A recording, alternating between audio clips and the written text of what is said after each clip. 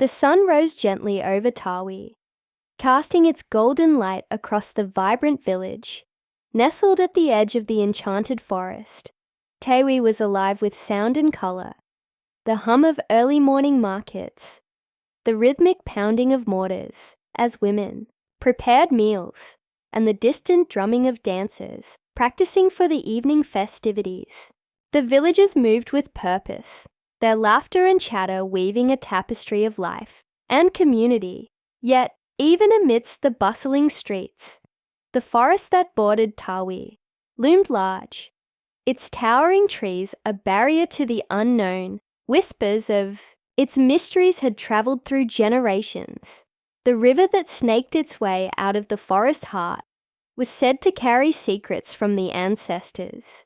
At dusk, glowing fireflies danced above the water like tiny lanterns, and the villagers swore they could hear voices in the river's murmur, telling stories of old. Naya walked silently through the village, the early rays of the sun casting a soft glow on her flawless skin.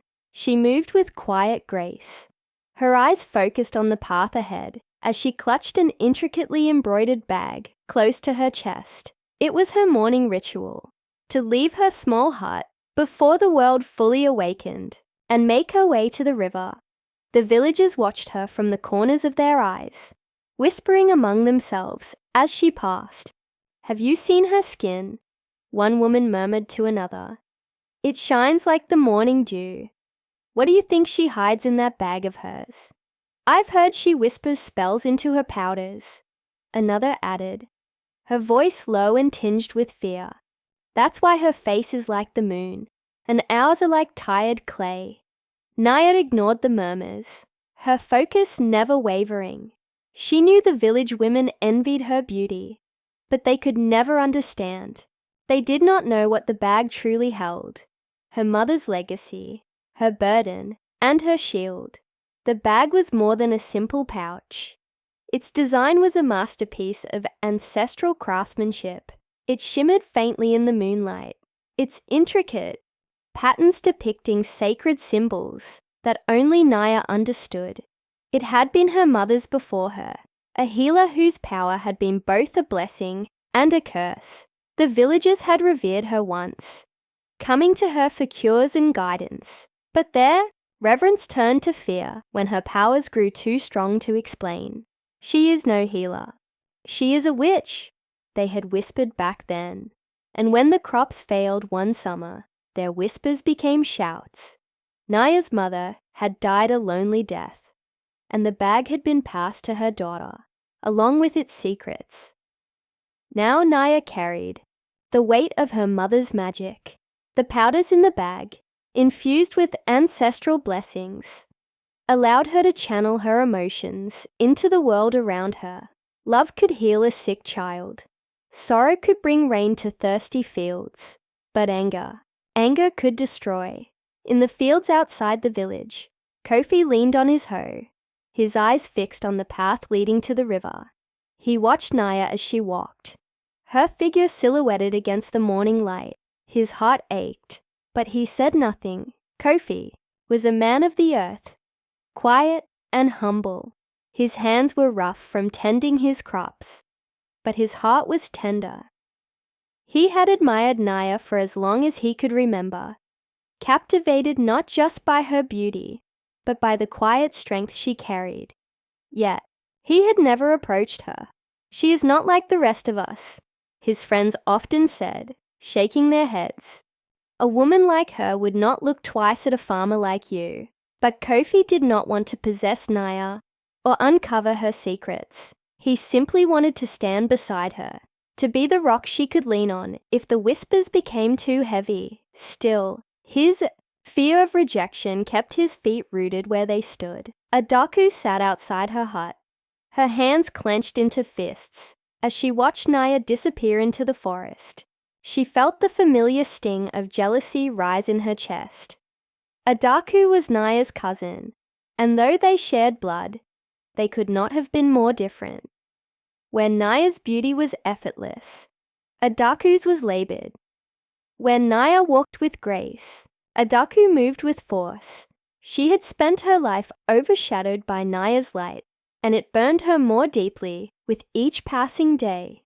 "It's that bag," Adaku muttered to herself. "It's her secret, her charm. If I had it, the village would look at me the way they look at her." Her eyes narrowed as a plan began to form in her mind. If she could get her hands on that bag, she could finally step out of Naya's shadow. From his seat beneath the great baobab tree, Elder Akachi watched the village with quiet eyes. His hair, now white as the clouds, framed a face weathered by years of wisdom. He had seen many storms pass through Tawi, storms of nature and storms of the heart. He had known Naya's mother and the gifts she had carried. He had also known the dangers of fear and jealousy in a close-knit community. He saw the whispers spreading, the glances growing sharper, and he felt the winds of change. "Balance," Akechi murmured, running his fingers over the carved staff he carried. "The village will find balance, but not without pain." He turned his gaze toward the forest, where the river glimmered faintly in the distance. Naya was her mother's daughter, and Akachi knew the trials she would face. The question was whether the village would learn its lesson before it was too late. The rumors spread like wildfire, feeding on the villagers' fear of the unknown. "I heard she healed Madu's boy with a single touch," one man said, as he traded yams in the market. "And what about the rain last week? It came out of nowhere," another added. "She was at the river just before it started. She's a blessing," some said, their voices full of awe. "She's a curse," others argued, their eyes dark with suspicion. Naya felt the shift in the village like a shadow creeping closer. The admiration she had once received was now tinged with fear. But she kept silent, clutching the bag tighter as she walked. Her mother had warned her about this. Fear was the twin of ignorance, and it could grow into something monstrous. And from the shadows, Adaku smiled. "She won't hold her secrets forever," Adaku whispered to herself. "Soon, they'll see the truth." The sun had barely kissed the sky when Naya stepped out of her small hut, her bare feet brushing against the dew-soaked grass. She held the embroidered bag tightly to her chest, her grip firm but reverent. The village was still asleep, except for the occasional rooster's crow or the soft stirrings of early risers. This was her time, the only time she felt free of the eyes that always seemed to follow her.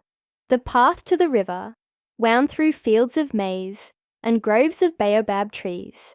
Naya walked steadily, her pace unhurried but purposeful. As she reached the riverbank, she knelt, letting the bag rest gently on her lap. With careful hands, she opened it, revealing small clay pots of colored powders, each shimmering faintly in the dawn's light.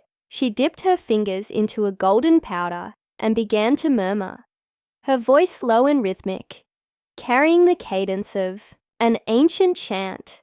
As she brushed the powder across her cheeks, she closed her eyes, feeling the energy ripple through her.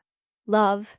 She thought of her mother's laughter, her gentle hands teaching her the chants. The river seemed to hum in response, its waters glowing faintly as if answering her call. But as she reached for another pot, a shadow of fear crossed her face. She paused, her fingers trembling. The weight of the bag felt heavier than usual. The memory of her mother's screams, the way the villagers had turned on her, flashed through her mind. Naya shook her head, pushing the fear aside. "Not yet," she whispered to herself. "They don't need to know. Not yet." By midday, the village was abuzz with whispers. "Did you see Madu's fields? His crops are greener than the others," one woman said, adjusting the basket on her head. "They say it's because Naya passed by them yesterday morning." "And Didi's son," another added, her voice dropping to a whisper. "The boy could barely breathe last week, but now he's running through the streets again." Naya visited their hut, didn't she? Some villagers nodded in awe, their voices filled with admiration. "She's a blessing," they said. a gift from the ancestors. But not everyone was so sure. "Blessings don't come without a price," muttered one of the elders, his face dark with suspicion. Her mother, she brought blessings too, until the curses followed. Mark my words, there's more to this than what we see. The whispers spread like wildfire, mingling truth with superstition, until even those who admired Naya began to cast wary glances her way from her perch behind a cluster of banana trees. Adaku watched Naya walk back from the river, her cousin's beauty, her grace, her power. It was unbearable. Adaku's fist clenched as she thought of how the villagers fawned over Naya, how they whispered about her blessings. "She thinks she's better than us," Adaku muttered, her lips curling into a sneer. "But it's not her. It's that bag. That's where her power comes from." For years, Adaku had lived in Naya's shadow, where Naya's face glowed like the morning sun. Adaku's was plain, her skin marked by scars from childhood illnesses. Where Naya's presence turned heads, Adaku's was barely noticed. The jealousy burned hotter each time she saw the villagers smile at Naya, or heard them whisper about her gifts. "She doesn't deserve it," Adaku hissed. "If I had that bag, they'd see me. They'd finally see me." By the end of the week, Adaku's jealousy had turned into a dangerous resolve. She began planting seeds of doubt among the villagers, her words carefully chosen to stoke their fears. "Do you really think it's natural, the way her powders make things happen?" she asked a group of women at the market. "What if it's witchcraft? What if she's using us for her own gain?" The women exchanged uneasy glances. She healed Didi's boy, one of them offered weakly, or cursed him first. Adaku countered. How else would she know how to cure him? Her words spread like poison, and soon the villagers, who had once admired Naya, began to keep their distance. When she passed by, they lowered their voices. When she greeted them, they responded with forced smiles. Naya noticed the change, her heart sinking with each wary glance, but she said nothing. She had learned long ago that silence was her best shield. Kofi watched the change in the village with a growing sense of dread. From his fields, he could see the way the villagers avoided Naya, how their admiration had turned to suspicion. He saw the way Adaku whispered in their ears, her words fanning the flames of doubt. One evening, as the sun dipped low in the sky, Kofi finally gathered his courage and approached Naya. She was sitting by the river, her bag resting beside her, staring at the water as if searching for answers. "Naya," he said softly, his voice careful not to startle her. She turned, her eyes widening slightly, before she forced a small smile. "Kofi, what are you doing here?" I wanted to talk to you," he said, his hands fidgeting nervously. "The villagers, they're saying things about you, about the bag." Naya's smile faded, and she looked away. "I know," she said quietly, "but they've always whispered, haven't they? They whispered about my mother too." Kofi stepped closer, his voice firm. "It's different this time. Adaku is stirring their fears. You don't have to face this alone, Naya. Let me help you." Naya shook her head, her grip tightening on the bag. "No, Kofi, you don't understand. If you stand with me, they'll turn on you too. I won't let that happen." Kofi hesitated, his heart aching at the pain in her voice. But before he could respond, Naya stood and walked away, leaving him alone by the river. In the shadows of her heart, Adaku's plan was nearing its final stages. She stared at the flickering flame of a candle, her mind racing with thoughts of the bag. "Once I have it, everything will change," she whispered to herself. "They'll see me for who I really am. They'll respect me." Her obsession consumed her, driving her to plot the moment she would finally take what she believed was rightfully hers. She convinced herself that the bag held not just Naya's beauty and power, but the answer to all of Adaku's failures. By the time the moon rose high above Tawi, Adaku's mind was made up. Tomorrow she would act. The winds howled through the village of Tawi, carrying with them the scent of rain. Clouds, dark and heavy, gathered above, casting shadows over the homes and fields. Beneath the ominous sky, Adaku stood at the heart of the village square, her voice rising above the murmurs of the growing crowd. "Do you not see it?" she cried, her arms gesturing wildly. "All these strange blessings, the healed children, the flourishing crops, they come with a cost. Naya's powders, her whispered spells, they are not gifts of kindness, they are sorcery." The villagers looked at one another, their faces a mixture of doubt and fear. "But she has only brought us good things," one elder said hesitantly. Adaku's eyes burned with fervor as she held up the small pouch she had stolen from Naya. "Good things?" she shouted. "This bag is no blessing. I opened it, and the spirits within cursed me. She hides her darkness behind beauty. We must confront her before it is too late." Thunder growled in the distance as the villagers, caught between their awe for Naya and their fear of the unknown, began to nod. Whispers of witchcraft rippled through the crowd. United by fear, they marched toward Naya's home. Their footsteps echoing like a drumbeat of dread, Naya stood at the threshold of her hut, her face pale but resolute. She had seen the crowd coming long before they arrived, their torches flickering like fireflies in the twilight. She clutched the makeup bag tightly, her heart pounding. The villagers surrounded her, their eyes filled with suspicion and anger. Adaku stepped forward, her expression triumphant. "Tell them the truth, Naya," she demanded. "Tell them what you've been hiding in that cursed bag of yours." Naya swallowed hard, her voice trembling as she spoke. "The powders in this bag, they were my mother's," she began. "She was a healer, as I am now. These powders are not magic. They are a gift, a way to help those in need. I have used them only to heal, never to harm." Adaku laughed bitterly. "A healer? Is that what you call yourself?" She reached into her pocket and pulled out a pinch of powder, holding it up for all to see. "This powder doesn't heal. It curses. Look." She threw the powder into the air, and it shimmered for a moment before fading. "It whispers with spirits. Do you not see the truth?"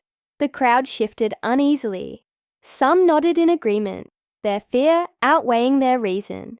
"Enough." Naya's voice broke, trembling with emotion. "You speak of curses, but have I not healed your children? Have I not brought rain to your fields?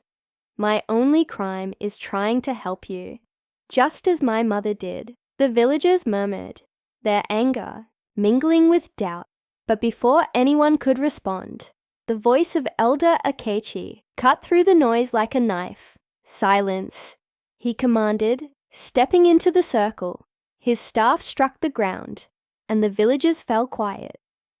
Elder Akechi stood, tall, his white hair glinting in the fading light. He turned to Adaku, his gaze piercing. "You claim this bag is cursed," he said slowly. "But tell me, Adaku, what did you feel when you opened it?" Adaku hesitated, her confidence wavering. I felt fear. It rejected me. The spirits rejected me." Akechi nodded knowingly. "And do you know why? These powders respond only to the heart of the one who uses them. Love heals. Envy corrupts. The bag rejected you because your heart is filled with bitterness." The villagers gasped, their murmurs growing louder. Akechi raised his voice, addressing the crowd. "Do you remember the prophecy of the healer who would bring balance to our village? That healer is Naya. She has not cursed us. She has saved us, time and again. But our fear blinds us to the truth. The crowd shifted uneasily, their anger giving way to guilt. Adaku lowered her head, her bravado crumbling. Naya stepped forward, her voice quiet but steady. I never wanted this burden, she said, holding up the bag. But I carried it because it was my mother's gift, and I thought I could use it to help you. If you do not trust me, I will give it up. She walked past the crowd, heading toward the river.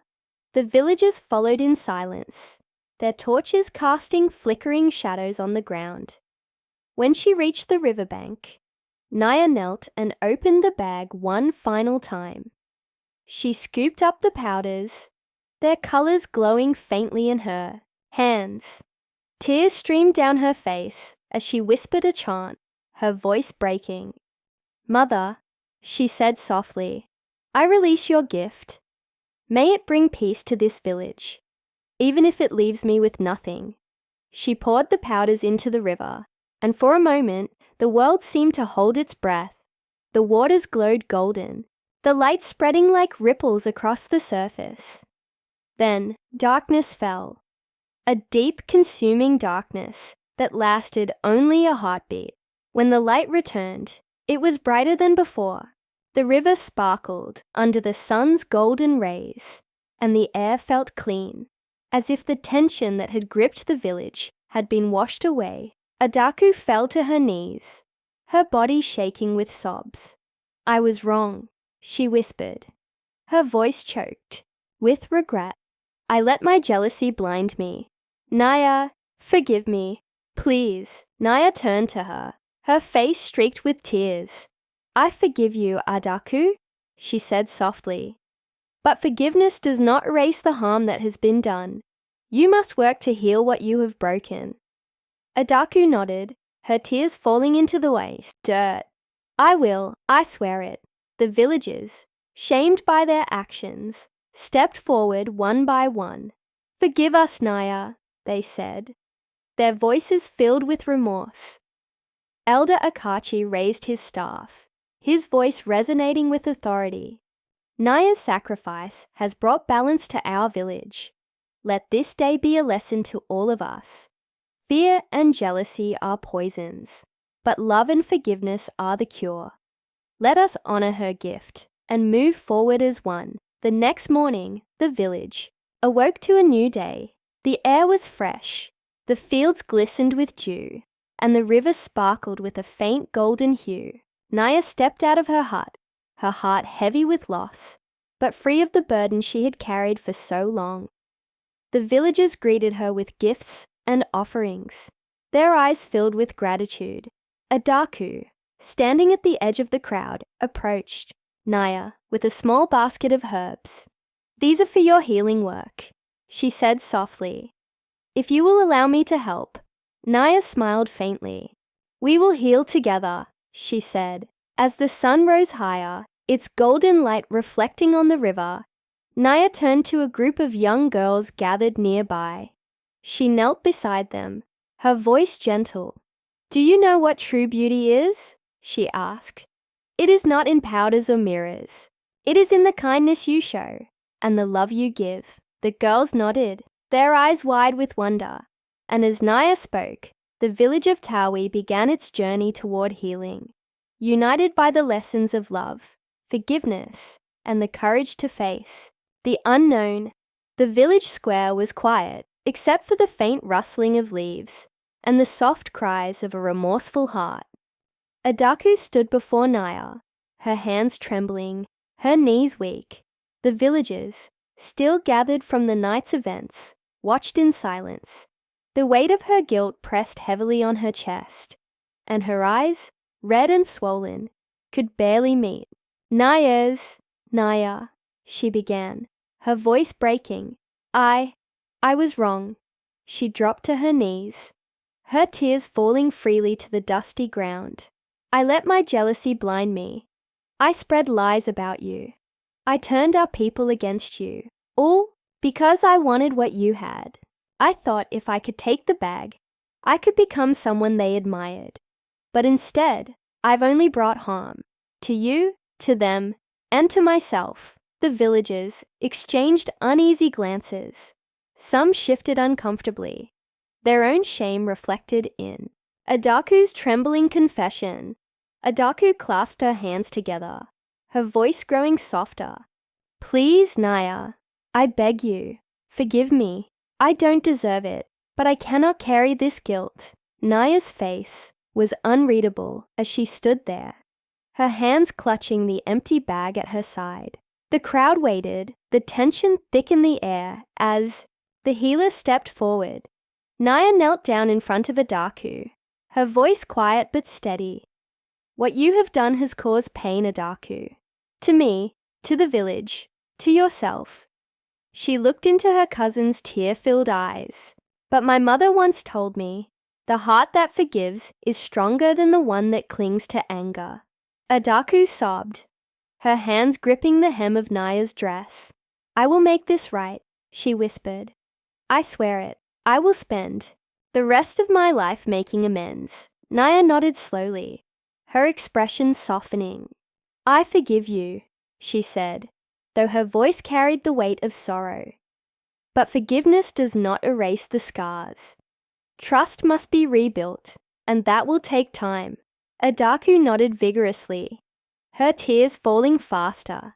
I will earn it, I promise. The villagers watched the exchange in silence, their own shame growing heavier. One by one, they began to bow their heads. They had allowed fear to cloud their hearts, and now they saw the cost of their actions. The next morning, the village gathered beneath the great baobab tree, its branches stretching wide as if to embrace them. Elder Akachi stood at the base of the tree, his staff planted firmly in the earth. He looked over the crowd, his eyes sharp but kind. We have learned a hard lesson, he began, his voice carrying the weight of wisdom. Fear is a shadow that grows when we let it. Jealousy is a flame that consumes all it touches. But love is what heals. He turned to Naya, who stood beside him, her head held high despite the weariness in her eyes. This woman, Akachi continued, has given more to this village than any of us deserve. She has sacrificed her mother's gift to bring us peace. Let us honor her for her courage and selflessness. The villagers stepped forward, one by one, bringing small gifts, bundles of herbs, clay pots, woven cloth. For you, Naya, they said, their voices full of gratitude. Thank you for healing us. Even when we doubted you. Naya accepted each gift with a soft smile, her heart heavy yet full. Later that day, Naya sat by the river, her feet dipping into the cool water. She held the now empty makeup bag in her hands, tracing the embroidered patterns with her fingers. The weight of the past days lingered, and she felt the ache of loss, the connection to her mother's magic, now gone. She didn't hear Kofi approach until he spoke softly. May I join you? Naya looked up, her eyes meeting his. For the first time in days, she smiled. Of course. Kofi sat beside her, his presence calm and steady. You did something incredible, Naya, he said after a moment. Not many people would have had the strength to do what you did. Naya sighed, her fingers still tracing the bag. Without the powders, I feel exposed, vulnerable. Kofi tilted his head, studying her face. You are more than the powders, he said gently. You always have been. Your strength doesn't come from the bag. It comes from here. He placed a hand over his heart. Naya blinked, her smile growing a little wider. Thank you, Kofi. That means more than you know. They sat in silence for a while, the sound of the river filling the air. Finally, Naya turned to him, her expression thoughtful. I've spent so much time focusing on the weight of this bag, on what it means to the village. I never stopped to think about what I want for myself. And what do you want? Kofi asked. Naya smiled, her eyes shining with newfound clarity. I want a life rooted in love and service. I want to teach others to heal, not with powders, but with their hearts. Kofi nodded. Then I will be here to help you, however I can. As the sun dipped low on the horizon, casting its golden light over the village, Naya stood before a small group of children. They sat cross-legged in the dirt, their eyes wide with curiosity. Do you know what true beauty is? Naya asked, holding up the empty makeup bag. The children shook their heads, leaning forward eagerly. True beauty is not in the powders or the mirrors, Naya said. It is in the kindness you show to others. It is in the strength of your heart and the love you give freely. She handed the bag to one of the girls, who held it reverently. This bag once held something powerful, but now it is empty, and yet its power is still here, in the lessons it has taught us. The children nodded solemnly, their small hands reaching out to touch the bag. As Naya looked out at the children and the villagers beyond them, she felt a deep sense of peace. The sun's golden rays reflected on the river, casting a warm glow over the village. It was a new day, a day of healing, of forgiveness, and of hope. And so, Tawi began to heal, its people united by the lessons of love, compassion, and the strength to let go of fear.